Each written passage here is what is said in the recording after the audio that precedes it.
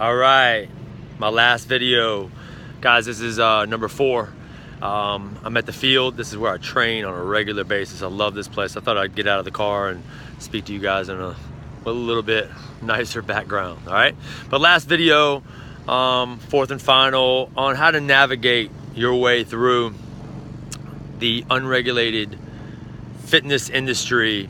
I've said this before. It's kind of like the wild west out there.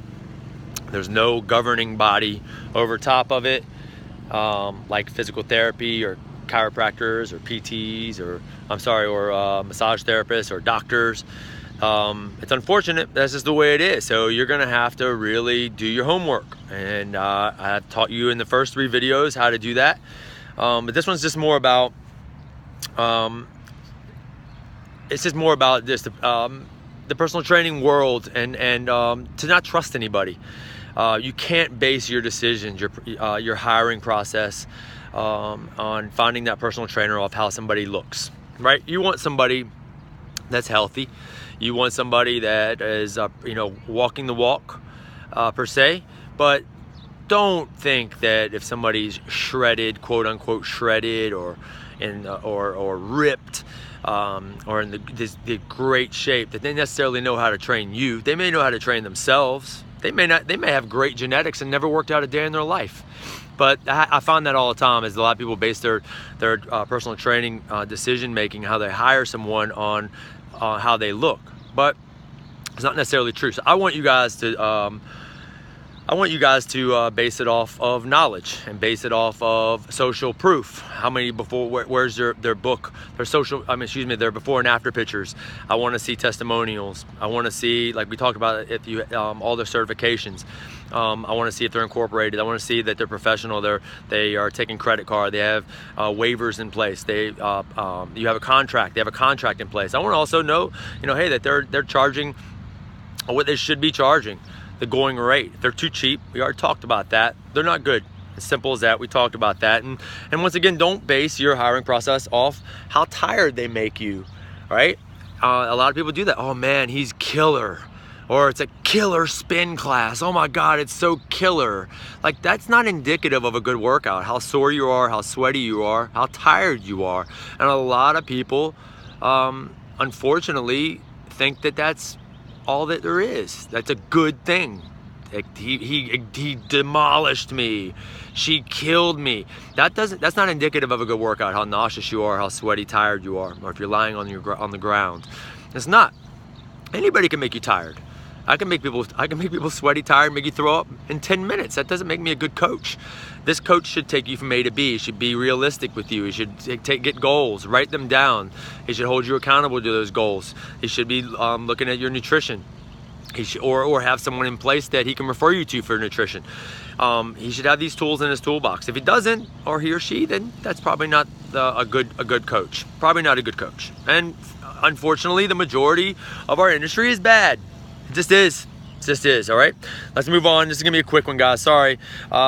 Results take time, and the consumer, you guys have to know this, and the trainer should let you know this too. You didn't get the way you are right now overnight. It's gonna take time to get results. So you should walk away from someone that says they're gonna give you a certain type of result in a quick fashion. It's not gonna happen that way. It takes time. It's a marathon, not a sprint.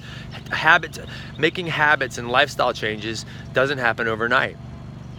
So that needs to be relayed. That message needs to be relayed to the consumer. And if it's not, then most likely that coach is, lying, and he's not going to give you the result that he's promising, because it's just not true. All right.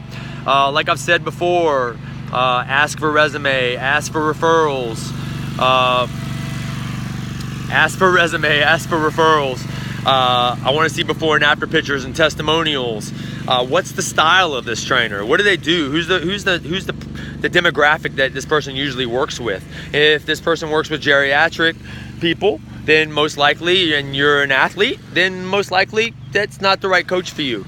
If this person is looking for fat loss and it's a power lifter, then most likely it's not the right person, not the right coach for you. Wow, I got all types of noise around me now. All right, so find out what the niche of this person, who's the clientele this person is primarily working with. All right. Who do they study? This is huge. One of the questions I always ask my prospective hires is, or any trainer that I'm working with, fit pros that I consult with, is who are you studying? What's the book? What's the last book you read? What mentors do you have? Who are you following? I want to know.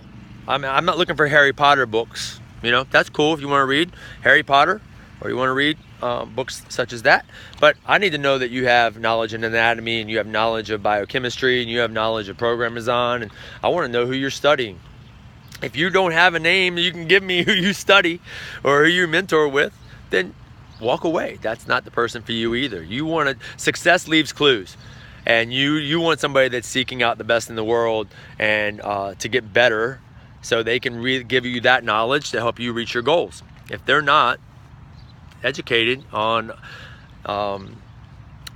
you know, and looking to educate themselves, continuing education is huge. And most of the trainers I talk to, they have a blank stare when I ask them who are they studying, who are their mentors, and what books have they read. All right? Listen, you have one body.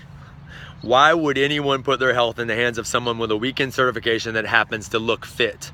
You know, I mean, it's essentially hiring or asking someone who claims to be a dentist with no formal training, but they have beautiful teeth, right? This person has beautiful teeth. I think I'm going to trust this person with my teeth. And it's ridiculous. So I really want you guys, the consumer, to take responsibility. You have one body. Find someone that that works for you to help you with your goals and make sure they're qualified to do that, and pay them for their time. All right? Make a responsible decision when choosing a trainer or gym. You deserve qualified fitness professional for your only body. Just know that you may have to pay a premium to experience it. But then again, you would expect that, right? You get what you pay for. You drive a Mercedes for a reason. You eat at Houston's for a reason.